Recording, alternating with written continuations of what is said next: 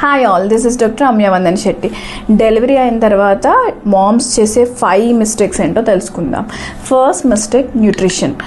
Delivery అయిన తర్వాత pregnant ladies అందరూ న్యూట్రిషన్ అనే చాప్టర్ని క్లోజ్ చేసేస్తారు, హెల్దీ బ్యాలెన్స్డ్ డైట్ తీసుకోరు. So this is the first mistake you do. So delivery తర్వాత కూడా బ్యాలెన్స్డ్ డైట్ అనేది చాలా ఇంపార్టెంట్ మీ హెల్త్ కోసం. సో బ్యాలెన్స్డ్ డైట్ తీసుకోండి.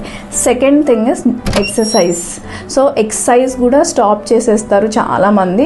ఎక్సర్సైజ్ అనేది మీ ప్రీ ప్రెగ్నెన్సీ వెయిట్ రీచ్ అవ్వడానికి అండ్ హెల్తీగా ఉండడానికి, హ్యాపీగా ఉండడానికి హెల్ప్ అవుతుంది. సో ఎక్సర్సైజ్ని కూడా ఇంక్లూడ్ చేసుకోండి. పోస్ట్ డెలివరీ 6 వీక్స్ తర్వాత నుంచి చిన్న చిన్న ఎక్సర్సైజులు స్టార్ట్ చేయొచ్చు అండ్ కంటిన్యూ ఎక్సర్సైజింగ్.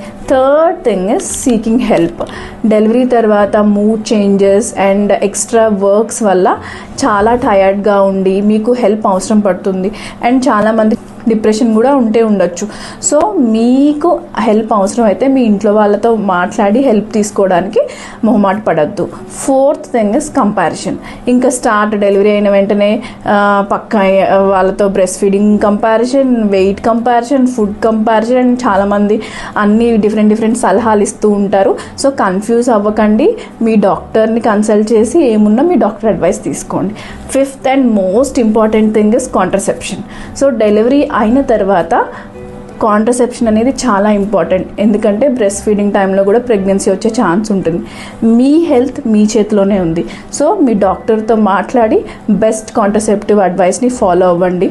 సో ఈ మిస్టేక్స్ అయితే మీరు చేయకండి. Thank you.